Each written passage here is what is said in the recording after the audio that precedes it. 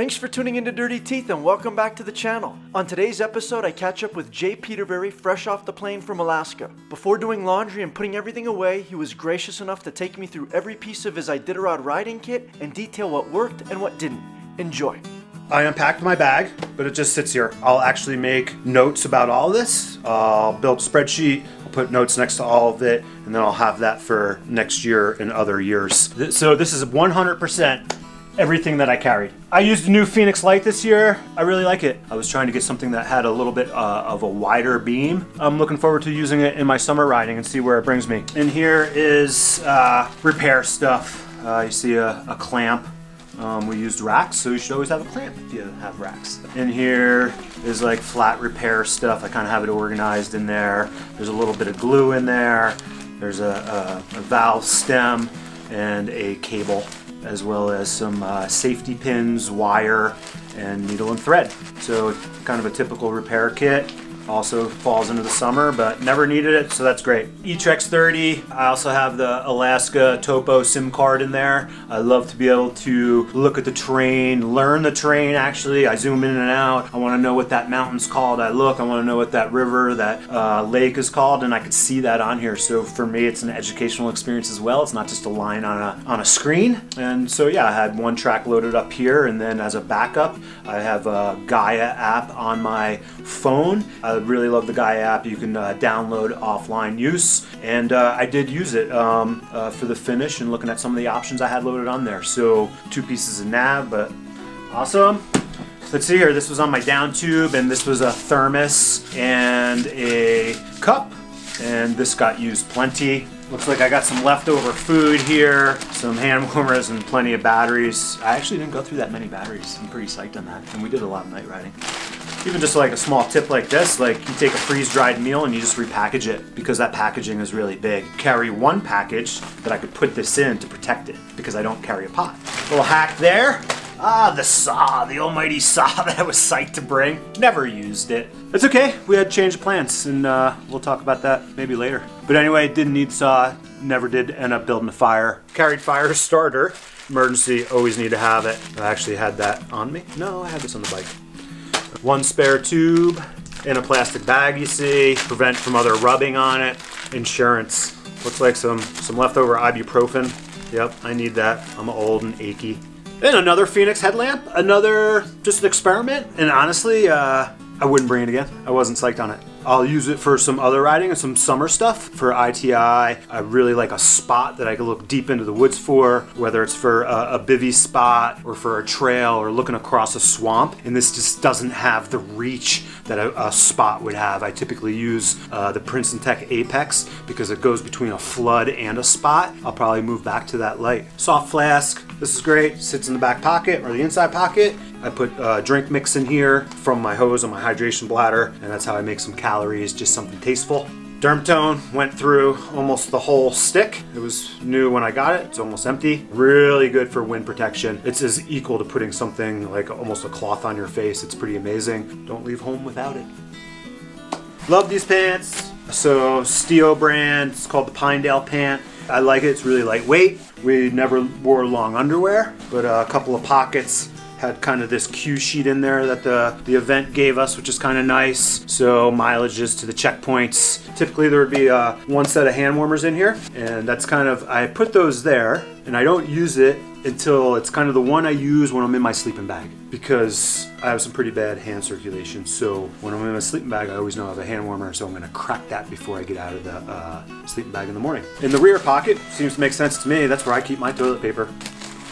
Pair of Montbell Gore-Tex pants. These are oversized. These have been dedicated to ITI since 2007. They go with me every year. It's the only time I carry and use these pants. A nice 18-inch zip to get on over the boots. It's not a full zip, and that's on purpose because if I did have to wade through water, I can protect this bottom piece with a gaiter going on top. It wouldn't allow water through here if I got any deeper. That's my theory anyway. We put on the Gore-Tex pants if we were to get chilly down low, because we weren't wearing long underwear. Long underwear can almost be too hot during the day, but as it chilled out, you just put the pants on and you're not stripping down. The backup socks, never touched them. Wore the same socks for 4 days, but you gotta have backups. and it just never got to be that cold. It was only -15 at the most. These are inside that pannier. They go with the rain pants. If I had to go through water, I would just put on the rain pants and then go right around my leg and try to seal that out. Face mask for when it's really cold. Once again, my asthma can really be a bother, so that's what I have that for. Set of goggles, didn't need them. Gotta have them, but didn't need them. Looks like I got a couple of these straps here. These are the ones that are tethered together, so they're for my sleep roll. Big bag of drugs here, some of it's prescription, whatever, Rolaids, Pepto-Bismol, just basic stuff. Whatever else, I'll carry prescriptions in case I get sick, whether it's a stomach virus or a diarrhea or just something, so you want to have that stuff. And then there's just some bandages as well, some dental floss, and just the little things that you don't think of that you might need, even earplugs. The long spoon for the deep bags. Major gloves, worn the whole time. Fleece dries really quick, really easy to get on, not too tight. Pair of puffy pants, didn't need them. Spare hat, 2018 hat. It's pretty nice, it's warm. Outdoor Research has been sponsoring the event the past few years, and some pretty nice kit. Here's one of my front bags off the handlebars. So arm warmers, neck gaiter, the big one, didn't need it, didn't wear it. This is a steel liner hat. I put this on at night. I'm usually wearing one with a cap. Nighttime this came on. And here's a fuel bottle with a pump on it. Jacob and I carried one stove, but we carried 2 fuel bottles and 2 pumps. Pair of liner shorts, padded. These are pedal led, just liner shorts. Very, very simple. Pair of long underwear that I never used. I cut the bottoms off so they're easy to pull on over my feet because a lot of times it's constricting down at the bottom. These are the socks I wore for 5 days. Only took them off a couple times to kind of air out my feet a little bit. That doesn't bother me, and I have no problems with that. Those yellow ones were my Swiftwick compression liner socks, and then I end up with a turkey bag on top of that, and then this heavier sock goes on top of that. And that was my system the entire time. Watch, I definitely wear the watch. Has 3 different alarms. It's the only reason I use it is for the alarms. So a hydration vest, kind of filled with goods. You know, I have this on, but like my pump is here. I have an inhaler there again, my asthma. Looks like I have some chamois butter in here, just in a plastic bag. Just personal items is what it comes down to. And then some wetting drops for my eyes. I wear contacts, so a couple pairs of contacts. Stuff that I don't want to freeze. And then I use a hydration bladder, so the hose comes up across the back. And that's how I'm drinking. 100-ounce bladder. It's pretty important to have a bite valve that's locking so it can't leak if you sit on it or whatnot. Easy enough. All-time favorite riding jacket. This is my 3rd one in 12 years. This Montbell. It's just a very simple Polartec style. You can breathe right through it. That's how I test if something's windproof or not. Good amount of pockets, big pockets here, which was a kind of my bigger spare glove. Inside pockets, looks like I have some leftover hand warmers in there. It's hooded as well, but it's also long, so it comes down and covers my butt, and that's actually a prone spot to get cold. This was my base layer, so I showed you my major riding jacket, and then a tank top was all I wore underneath. And then on top of the major riding jacket, this stayed on most of the time, synthetic vest. It's got some stretchy side panels, which is nice, breathes really well, just for that extra warmth. It does have pockets, I put stuff there as well. Love that system, worked out awesome. Another major piece that comes on and off. This thing comes on and off many, many times a day. Very simple, just a anorak wind vest, balls up to nothing, does have a hood, so a wind come across, slight chill, put this on, hunker down, and that's pretty much the system. Gotta have a expedition jacket for when you stop or bivvying, things like that, doing other work. As soon as you stop is generally when you get cold. This was the buff I use most of the time, so just a typical lightweight buff. Toothbrush that was sitting in my vest to make sure we're brushing those chops a few times a day, especially with all that junk we're kind of eating and stuff. I like to kind of have a fresh mouth. Zipka, pencil headlamp, but I like this, super easy, use this a bunch. If the batteries go out, I can easily just grab this and I have another backup headlamp without futzing with batteries. Big feed bag, still filled with some food. So I put my drinks in a separate bag than my major food. Looks like I have a couple extra candy bars left, and then my cashed out spent batteries just go right in there so I don't mix things up. Moving into the boots. These are getting some pretty good use. think I'm gonna probably upgrade to maybe a different wool liner, maybe look at a Sorel or something like that, but this has been fine. I like to label my stuff. JP, we all have the same kit. There again, even here, you might even see me might write left and right on certain things. On a gator, I might write something like that. I know they changed these boots, and I don't think for the better. I think laces are gonna be fail-proof. I know Jacob's boa froze, and for an expedition boot, like, it just doesn't seem to make sense. I do upgrade. The Solomon kind of quick lace system is more secure than the stock lace system. So I changed the bottom ones, and I don't mind if the top one becomes a little loose, especially for walking, but the bottom one, I don't want to become loose because that's what's holding your foot in place. You need to hold that heel in. Yeah, so just some studs on the bottom of the shoes. So these are supposedly studdable. That's how they come stock, but like there's these little holes in there and like they make studs to put in them, but honestly they don't really work that well. But this is a hex nut, kind of a shallower nut. I'm pretty particular about it. You come across sheet metal screws that have a higher hex head. That's actually too deep. And these are actually flatter and wider, and actually stainless steel as well. And when you're doing these boots, you got to understand that there's pockets, there's hollow pockets in here. So you got to kind of get the chunk so they grab. Custom older pogies. I don't like a real heavy expedition pogie because there is times where it's hot. It's too hot, and so then it's hard to make a expedition pogie less warm. It's easier to make a lighter pogie warmer, and so then you just kind of upgrade it with like putting another mitt in there or something. And that's what I do. And there's also a pocket in these, and that's where a couple more hand warmers go. I have carpal tunnel. I've had surgery. Circulation is horrible. My hands are freezing right now. Yeah, I'm cracking hand warmers the entire time because I know that's what I need to do to be successful. They last for like 10 hours, so like cracking 2 sets a day isn't the end of the world. And that's just part of my deal. This is a zip neck wool, super lightweight base layer in case it got really cold, but I just wore my tank top the whole time. Shell jacket.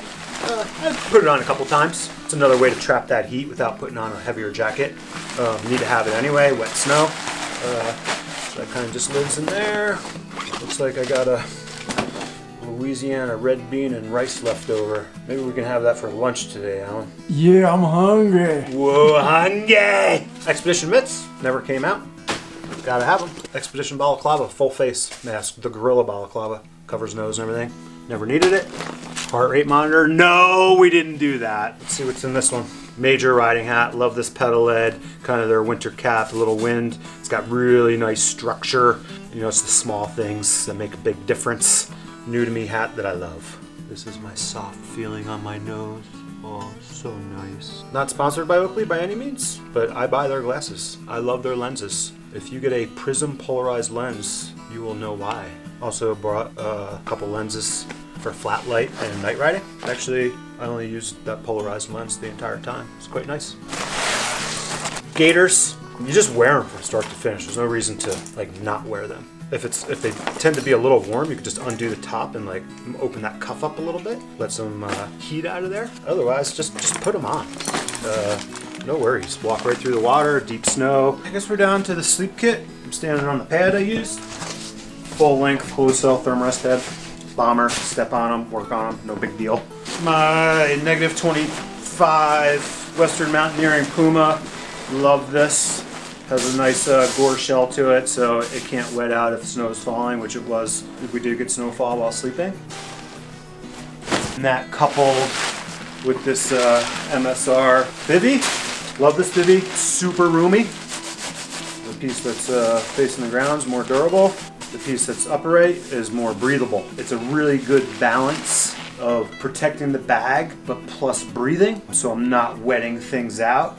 And generally, the inside of this will frost over, but not be wet. So then I could just turn it inside out and shake it. And so it's a pretty tricky thing to try to figure out the sleep system. There's not a right or wrong. There's many combinations of. There again, just understand your system and how to use it. Major jacket right here. This is that synthetic quick pullover jacket for when you stop. You know, you can actually even ride in this jacket when it is a bit colder at night and it's not too hot. So major piece here. And that all gets kind of shoved into this bag. which is great. It's a pretty big roll. People comment on how big the sleep roll is. It doesn't matter. It's the same weight. I can absolutely make that smaller, but the function of using it in a bigger bag is much easier. The stuffing is easier, the getting it undone is easier, and if you are packing sloppy, need to put an extra jacket or something in there, you have the space. I get having a nice small tight kit, but it's not always practical. It's how it's being used and how quickly can you use it. And those things matter in winter riding. That's pretty much it, except for the bike. The bike was sick. Y-Cycles, big iron, kitted out with a bunch of Shimano stuff. You can see it sitting here because that's probably how it's gonna sit for a while. Like I said, I'm dreaming of summer. I gotta say, super stoked on the bike. It's been a while since I've ridden titanium. Just the ease in my mind of not having a bike to worry about, a bike I can damage, a bike I can scratch, like that doesn't exist with titanium. So I love the slope top tube. At first, was thinking about frame bag space, but the reality is there's plenty of places to put things. I never had a knee bang. I was able to get off my bike and stand on the center of it. I wasn't falling in on my crotch. Soft snow, much easier to put a leg through and get on and off of. I love the extra clearance. It makes a difference. Here was my kind of my hold handle. I know people commented about that. Take a strap and wrap it on there appropriately. I was using these bars and I really liked them. Again, it's my personal issue is my hands, but the big 20-degree sweep was nice. You can see I did finally finish off with a bunch of Shimano tape. Really, really comfy. And more or less when you're riding at those speeds that we're riding, you're just kind of resting your hand. But then with this inbound, I'm able to grab here and here. It's not like we're riding single track and need so much control at such high speed or something. So that worked great. Super psyched. The overall setup, I did like this too. This is a remote control for that front light. So sick. Didn't have to pull out my hand from the pogey when I say we were going down a hill or something and things changed. It's just like pop, pop. It's pretty cool. Bunch of old kit, bunch of new kit, whole new experience. 28 tooth chainring, good enough. Running that 51 Shimano cassette. Push some, not a ton. That is my kit and my bike for the 2021 ITI. I don't know what more I could say. It was a great trip. Thanks so much for squeezing Dirty Teeth into your busy schedule. Please help us reach more people and ensure you receive new videos by giving this video a like, subscribing to the channel, and clicking the notification bell. Until next time, ride bikes, give back, pay it forward.